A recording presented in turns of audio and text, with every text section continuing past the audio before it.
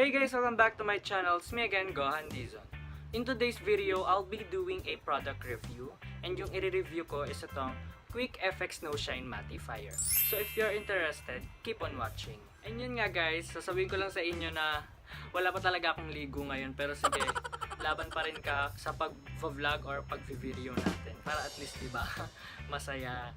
And yun nga, ito nga pala yung Quick FX No Shine Mattifier. So ito yung nagsisilbing makeup primer natin before tayo maglagay ng makeups or everything or ng makeup base, diba? Pero alam ko maraming kinds ng primer, diba? Iba-iba. Merong mga classy, merong mga cheap, merong mga effective talaga. And this one gusto ko i-share yung mga experiences ko dito. Pero kahapon ko lang siya nagamit. First time ko siyang ginamit kasi kahapon first day of school ko, which is June 13. So, ayun, i-share ko nga sa inyo kung ano nga ba itong klaseng primer na to. And right now, wala akong nilagay sa face ko, kundi ito lang yung una kong ilalagay muna para at least, diba, mas makita ko or mas maging effective siya. So, before ako maglagay, mag-proceed muna tayo sa kanyang mga descriptions and directions and everything, diba, para at least mas alam nyo kung ano yung mga nilalaman talaga nito. And meron siyang salicylic acid, chamomile, tea tree extract, and matte wax, which is suitable siya sa mga oily skin and mga acne prone skin, just like me, diba? So perfect talaga siya. And alam naman natin na ang salicylic acid and tea tree extract, sila yung mga the best na pang-control talaga sa face na mayroong mga pimples and acne. And yung kanyang benefits is ito: absorbs oil to control shine for a smooth, matte finish, conceals fine lines and pores for visibly radiant skin instantly. O diba, sabi niya, nakokontrol daw niya yung ating pagka-oil sa face, and nagkakaroon siya ng matte finish, and natatago daw niya yung fine lines and pores, mga ganon, diba? And etong sachet na to, or each sachet, nagko-cost siya ng 99 pesos. Pero meron ako napanood na review, 89 pesos lang siya. So siguro nagmahal siya ng 10 pesos. And nag-ano siya, ang kanyang size is 10 grams. So diba, perfect na rin. Pero meron ito, naka-tube naman. And alam ko nasa 229 siya, kung hindi ako nagkakamali, guys. And nakalagay sa likod is ito: a light moisturizer that helps hide imperfections such as fine lines and pores, while providing an exceptional smooth matte finish. Also helps prevent and treat pimples without drying out the skin. So, diba, perfect talaga siya sa mga taong may mga pimples, mga ganon, diba? Kasi pwede niya ma-prevent and ma-treat na hindi nga nagda-dry yung skin natin. O, diba, tinagalog ko lang. Pero yun nga, perfect siya. Katulad ko, meron akong pimples ngayon. Ayan. And meron din dito nakalagay na directions, ingredients, warnings, mga ganon. And actually made in Korea siya. Ayan, nakalagay siya sa likod. Kung interesado kayo, pwede nyo naman basahin. And lalagyan ko lang yung half ng aking face. Dito lang, banda dito. Yan, sa half na to, pero dito wala. Para at least mas makita natin kung gaano talaga ka-effective nung may primer. And kung ano talaga yung pinagkakaiba nila nung may primer or walang primer. Just a tip lang guys, before kayo bumili nito, yung kanyang cap is hindi ganito yung itsura. Para siyang nakabaliktad na ganon. Tapos tsaka nyo siya i-open na ganon. Para mabuksan nyo ganon. Hindi siya ganyan yung itsura guys. Kasi baka mamaya makuha nyo yung ganito na agad. Baka mamaya tester yon ganon. Kaya ingat lang. Yun na nga, magsisimula na nga ako ng paglalagay. Ito, ganito lang siya i-open. Madaling-madali lang talaga. Iikot nyo lang yan. Ayan, ganyan yung itsura ng kanyang dispenser. And ganito naman yung itsura niya. Ayan, ganyan yung kanyang itsura. Para siyang gel. Ayan. Translucent lang yung kulay nyo. Or transparent.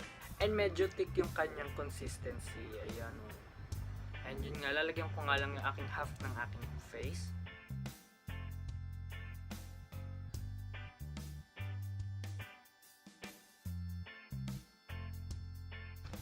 Kung nakukulangan kayo sa paglalagay, pwede nyo naman dagdagan. Pero sa mga baguhan, maglagay muna kayo ng mga small amounts sa mga problem areas lang.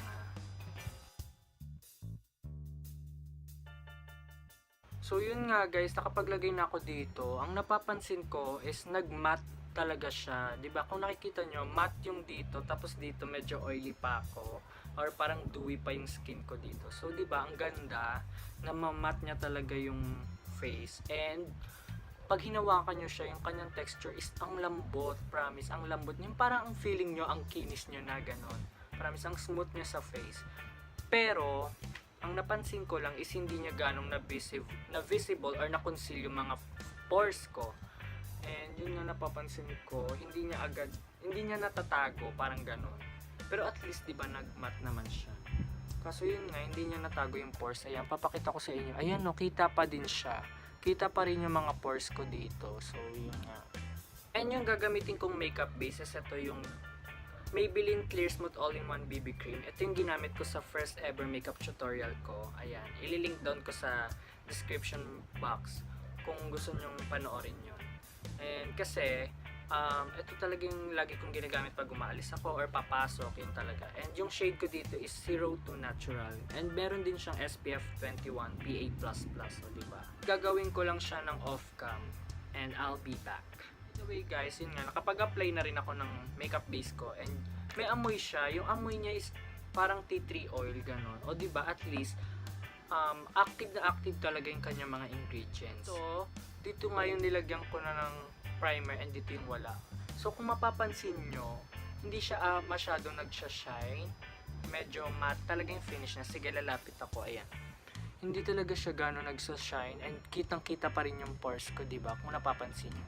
And dito, mapapansin nyo talaga na parang dewy talaga siya, diba? Dewy finish and parang may glossy pa, gano'n. Diba? Doon pa lang mapapansin nyo. And ano bang time na? Wait lang ha. Titignan ko lang. So right now is 4:46 PM na. And let's test out kung sino talaga yung mag-oil. Ito bang may primer or yung wala. And yun nga guys, babalik na lang ako ulit. Ayan guys, so nagbabalik ako ulit. Ayan, napapansin nyo, oily na sila, di ba? Parang ang lagkit na tignan, ganun. And as of now, it is 6 o'clock PM na in the evening. And yun nga, gagamit na ako ng blotting paper para let's see kung sino yung mas maraming oil. And kukuha lang ako ng 2 oil film. Para tig-isa sila, ganon.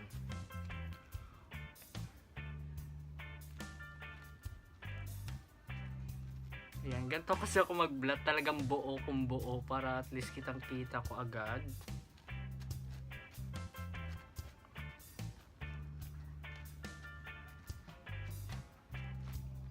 Eh, nadadama ko na talaga yung oil.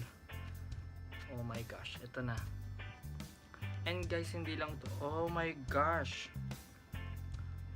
So, let's see. Titignan ko muna. So, ayan. Ganyang kadami yung dito sa walang primer. And ganito naman kadami yung sa may primer. So, diba, mas marami talagang oil kapag hindi nagpa-primer. O, ayan na. Ganyan yung differences nilang dalawa. And so far, nagugustuhan ko naman din tong Quick FX No Shine Mattifier kahit hindi niya nakiklaim or na-achieve yung kanyang pagko-conceal sa mga pores. Pero at least nagkakaroon naman ng mattifying look sa aking face. And yun nga guys, marirecommend ko talaga siya sa inyo. And medyo affordable naman yung price. That's all for today. Thank you for watching. I hope nag-enjoy kayo sa video na to. And hit the thumbs up button kung nagustuhan nyo naman. And guys, comment down below kung may gusto pa kayo ipagawa. Gagawin ko, promise. And if you're new to this channel, don't forget to click the subscribe button and the bell button para ma-notify kayo if may bago na akong video. Bye!